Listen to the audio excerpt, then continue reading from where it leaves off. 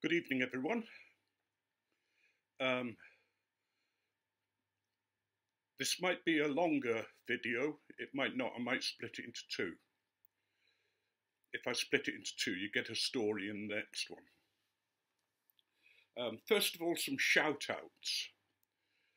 Most of these are to fairly new YouTubers who I all think would value some love from you and a helping hand.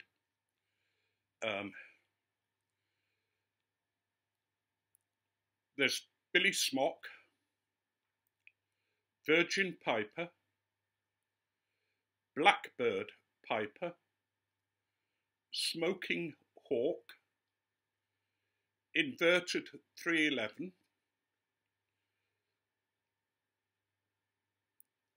Twangthang 65, Steve Folmz, and TheCharringLight. TheCharringLight's just announced his gore, which is, his question is, which two YouTube people would you like to sit down with for a smoke?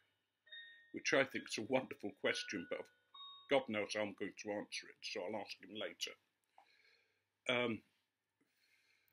They really are worth a visit. I'll put them in the box below, so at least you know what their names are and you can find them on the channel. You can find their channels. Now an update. I went to the nurse today.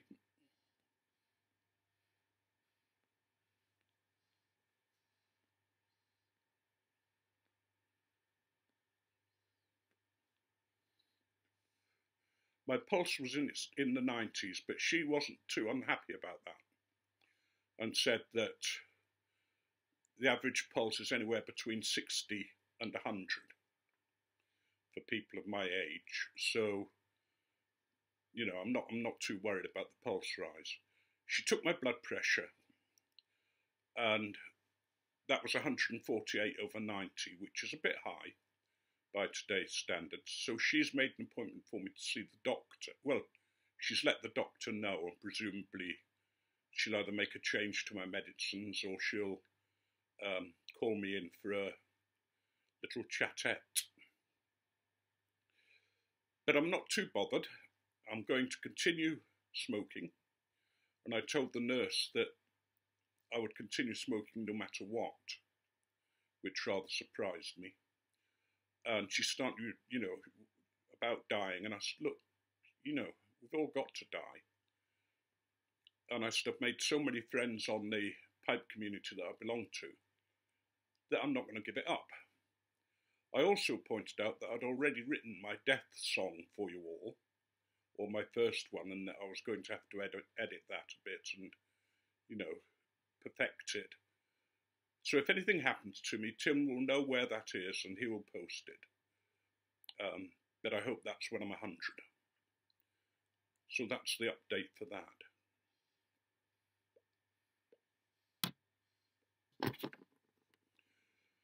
And I am going to read a story.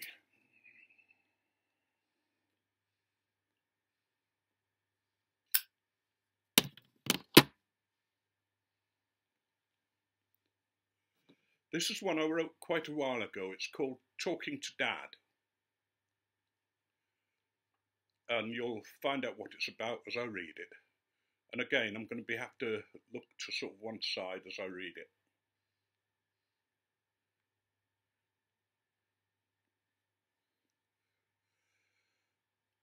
I'm told this will help me to come to terms with things, although I can't understand how talking to an imaginary you will do that. Anyway, here goes. Do you remember when the accident happened? You were driving us to see Uncle Bill, and you and Mum were arguing as usual. We were on that road that went through the woods between Chichester and Petworth. Mum had told you to slow down, and you had told her to shut up, that you knew what you were doing. In the end, you both sat in silence, Mum crying, as usual, and you putting your foot down. You were so angry. You didn't see the boy on the bike until far too late. You failed to swerve. You tried to swerve round him, but I saw the look of terror on his face as he bounced on the bonnet and flew over the top of the car. Mum was screaming, and I was so scared I was silent. It was as if everything had slowed down. The car hit the bank and took off into the wood trees. And the next minute, we hit that oak tree, full on. The noise was the last thing I remember before I passed out. I'm told you were throwing clear, and instead of getting help, you ran away. Why did you do that? Did you hate us so much you didn't care what happened? Or were you so scared about what you'd done you couldn't cope? The police said you only cared about yourself.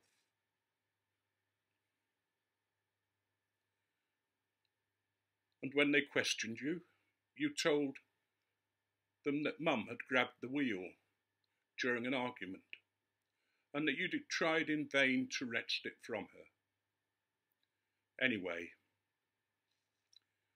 when I came round, I couldn't move. I was trapped by the legs because the car had folded in two, and the two front seats were on top of me. There was blood everywhere. Mum was obviously dead.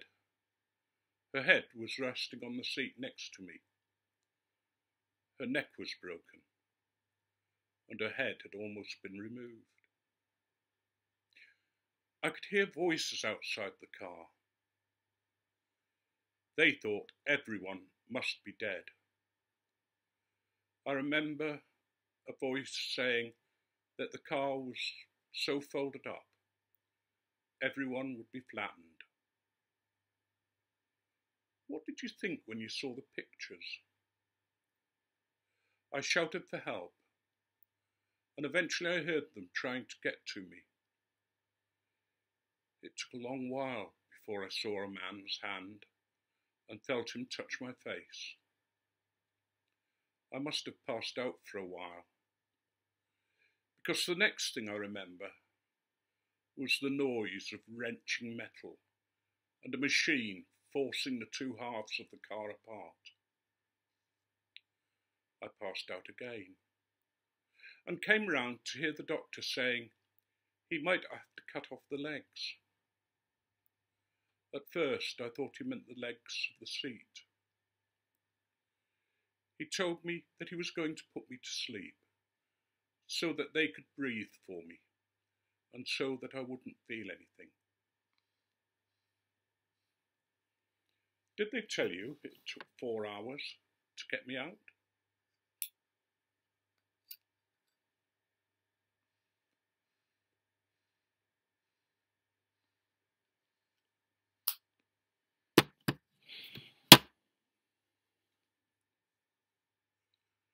I woke up at St Richard's Hospital in Chichester. I'd been kept sedated for several days, and it was a month before I came out of it. They thought I might never come round. I remember being told I'd lost my legs, and that I'd had several operations to fix other things that were wrong with me. Why didn't you come and see me? It may have made all the difference. It was then that I began to hate you.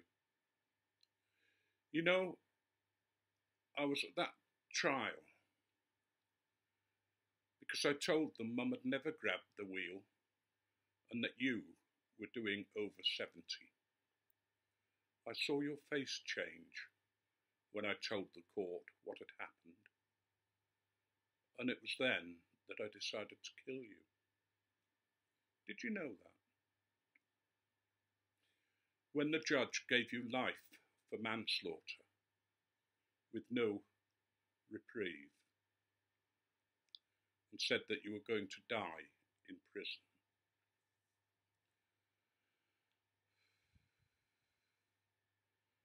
It was me and the parents of the boy you could hear cheering.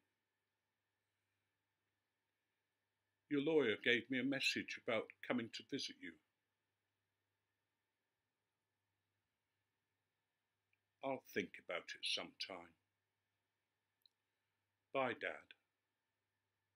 Oh, and by the way, I found the letters from your girlfriend.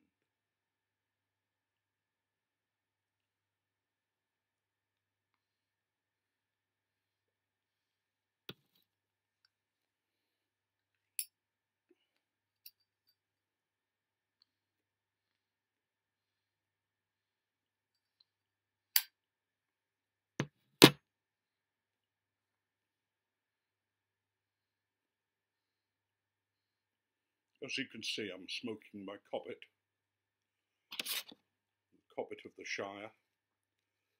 I did that because I thought today was a good day. A day when I'd finally come to terms with and decided what I was going to do, whatever the results of my tests.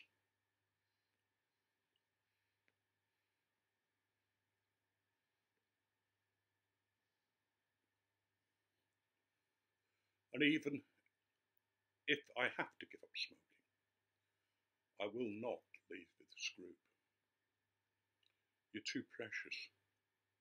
You're too important. You're such a wonderful group of people that I want to be part of it, that I never want to let you go, because you've done so much for me.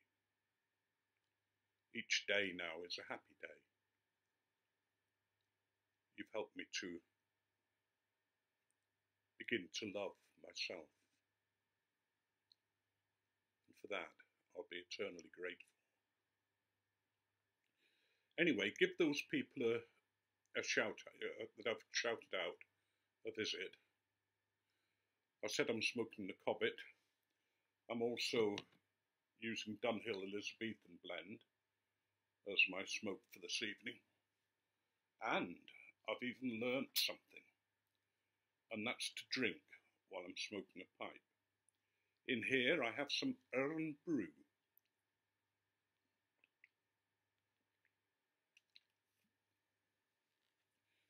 Or if you want a translation from the Scottish Iron Brew.